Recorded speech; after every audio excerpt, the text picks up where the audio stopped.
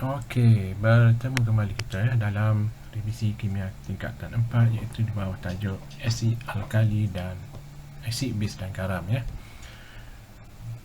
Kali ini kita nak tengok, kita nak ulang kaji tajuk asid dan base ataupun asid alkali lah. Okay. Baik, kita tahu bahawa benda di sekeliling kita ni sama ada dia berasid atau beralkali ataupun dia neutral berdasarkan nilai pH pH ataupun petunjuk pH, di mana neutral, yang neutral ialah air tuling air tuling yang neutral 7, manakala asid 6 sampai 1 2 3 4 5 6 pH dia ialah asid, 8 sampai 14 ialah alkali ya. Okey, jadi antara asid, benda-benda yang berasid sekeliling kita ialah buah limau, cuka, air bateri ya. Dan benda-benda yang beralkali contohnya ubat gigi, sayuran-sayuran yang pahit ya. Okey, apa dia sifat bagi asid dan alkali ya, yang senang kita kena pasti. Secara fizikalnya sifat bagi asid ialah dia rasa dia masam, manakala alkali rasa dia pahit ya. Itu sifat bagi asid dan alkali ya, yang senang untuk dikenal pasti. Baik, kita asid dulu asid. Cara definisi apa maksud asid. Asid ialah bahan kimia yang mengayon di dalam air untuk menghasilkan ion hidrogen ni yang penting mengayon di dalam air, ion hidrogen. Okey, semua asid dia mesti kena ada ion hidrogen H+. Contohnya ialah asid hidroklorik ni HCl. Kalau kita ceraikan dia akan kembali kepada ion hidrogen dan juga anion daripada unsur bukan logam lain Yang contohnya kedua ialah asid nitrik. So dia tercerai ataupun terurai kepada ion hidrogen dan anion nitrat. Antara lain ialah asid sulfurik yang tercerai kepada ion hidrogen dan sulfat. Baik, itu definisi dia. Ion menghasilkan ion hidrogen Baik, ion hidrogen yang berada di dalam air akan berpadu dengan molekul air untuk menjadi ion hidroksonium Kita dah belajar sebelum ini tajuk ikatan hidrogen, di mana molekul air bergabung dengan ion hidrogen untuk jadi hidroksonium. Sebenarnya ion hidrogen ni ion hidroksonium lah. H+ ni sama dengan H3O positif. Sama ion hidrogen ataupun ion hidroksonium. Cuma kita nak buat persamaan kimia, kita kena ambil satu H saja yang ada charge positif. Contohnya ialah HCl jadi tercerai kepada ion hidroksonium dan klorida ion Okey, seterusnya ialah kebisan bagi asid. Kebisan, apa maksud kebisan Kebisan ni macam kategori asid lah iaitu dia ada 3 kategori asid. Yang pertama dipanggil sebagai asid monoprotik, ataupun nama lain dia juga dipanggil sebagai monobase monobase. Yang kedua ialah asid diprotik, ataupun nama lain dia kita boleh namanya ialah duibase Kemudian yang ketiga ialah asid triprotik, ataupun nama lain dia ialah tribase Ini ialah kategori asid. Apa yang masukkan dengan monobase ataupun monoprotik, diprotik dan triprotik ni. Monoprotik ataupun monobase ialah asid yang bercerai atau menghasilkan satu ion hidrogen per satu molekul asid maknanya katakanlah asid hidroklorik. So kalau dia masukkan dalam air, dia akan menceraikan satu ion hidrogen bagi satu molekul dia Kemudian asid diprotik pula ialah ion yang asid yang menghasilkan dua ion hidrogen. Contohnya asid sulfurik dia akan menghasilkan dua ion hidrogen bagi satu molekul dia. monoprotik satu saja, HCl satu molekul satu. Manakala diprotik ataupun dibase, satu molekul dua ion hidrogen yang dihasilkan, ataupun dua ion hidroksonium yang terhasil. Jadi tribase ini ialah ion asid yang menghasilkan 3 ion hidrogen bila dia larutkan di dalam air, ataupun bila dia mengion di dalam air, dia menghasilkan 3 ion hidrogen. Baik, jenis asid. Jenis asid terbagi sama ada asid terbagi kepada dua, sama ada dia asid kuat ataupun asid lemah. Apa maksud asid kuat? Definisi asid kuat. Asid kuat ialah asid yang mengion lengkap, ni keyword dia, mengion lengkap di dalam air, menghasilkan kepekatan ion hidrogen yang tinggi. Lengkap. Lengkap tu apa maksud lengkap? Maknanya kesemua molekulnya menjadi ion hidrogen. Contoh katakanlah ada 3 lah asid hidroklorik ni, 1, 2, 3 molekul dia.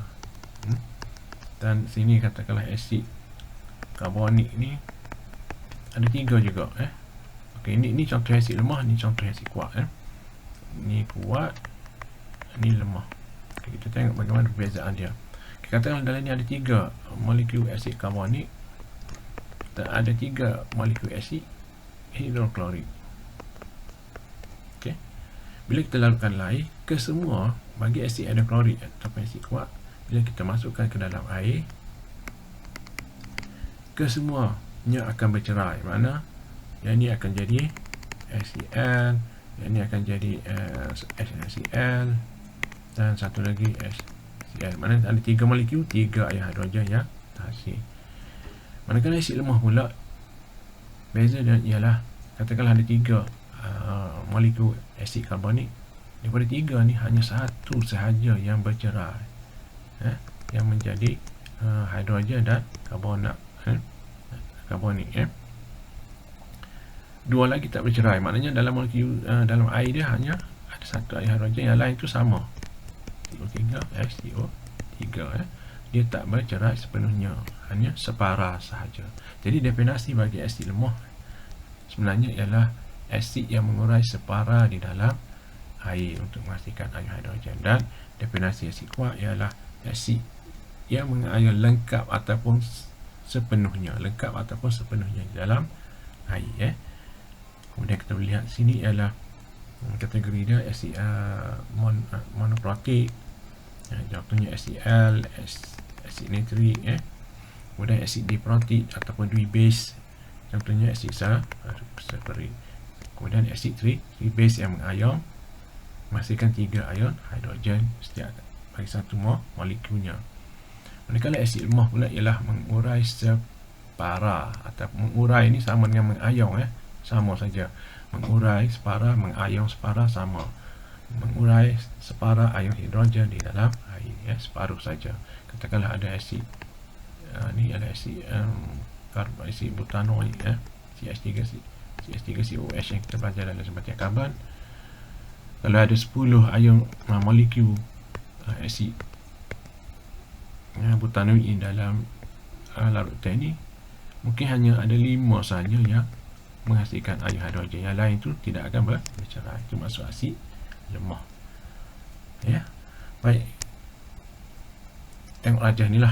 Contohnya ini adalah HCl, keseluruhan bercerai. Asid karbonik hanya separuh saja. Kita tengok ni, 1, 2 saja, yang lain tak. Ini tak, yang ni tak tercerai, yang ni tak tercerai, yang ni tak tercerai. Itu maksud asid kuat dan asid lemah. Kita pergi kepada base. Base ialah bahan kimia yang mengion di dalam air untuk menghasilkan ion hidroksida. Kalau asid tadi menghasilkan ion hidrogen, manakala hidroksida dia akan menghasilkan ion. Kalau asid tadi menghasilkan ion hidrogen. Kalau alkali ataupun base ni yang kita larutkan dalam air, dia akan menghasilkan ion hidroksida, OH+. Kalau asid positif, hidroksida, cah dia ialah negatif. Sama juga base semua ada kuat, ada lemah. Contoh base ataupun alkali kuat NaOH. Contoh alkali lemah ialah amonia. Kita tengok sini, amonia dia akan menceraikan kepada amonium dan hidroksida. Ini hidroksida. Ini contoh alkali lemah. Maknanya dia mengurai separa saja, ataupun menghasilkan ion hidroksida yang sedikit berbanding dengan NaOH yang menghasilkan ion hidroksida yang lebih banyak. Okey. Itu perbezaan antara alkali kuat dan alkali lemah, ya. Kemudian akhir sekali kita tengok peranan, peranan air dalam menunjukkan keasidan dan kealkalian. Asid dan alkali hanya menunjukkan sifat keasidannya bila ada kehadiran air, sebab bila ada air, molekul air inilah yang akan bergabung dengan ion hidrogen untuk membentuk apa tadi? Ion hidroksonium. Tanpa air, siapalah asid dan alkali ni, tiada sifat dia, sonium. Maka dia wajib kena ada kehadiran air. Contohnya katakanlah awak ada serbuk HCl. HCl ni berpejal, serbuk, masukkan dalam bekas, bukan cair, ni serbuk. Kemudian awak celupkan kertas lipstick warna biru ke dalam serbuk HCl, berpejal, maka dia tidak akan menunjukkan apa-apa perubahan. Kenapa? Sebab tiada kehadiran air. Sama juga dengan NaOH. Katakanlah awak ambil serbuk NaOH, masukkan dalam bekas, celupkan kertas lipstick warna merah, dia tak akan bertukar kepada biru. Kenapa? Sebab tiada kehadiran air. Jadi air ni akan menunjukkan sifat suatu asid tu asid, suatu alkali tu alkali.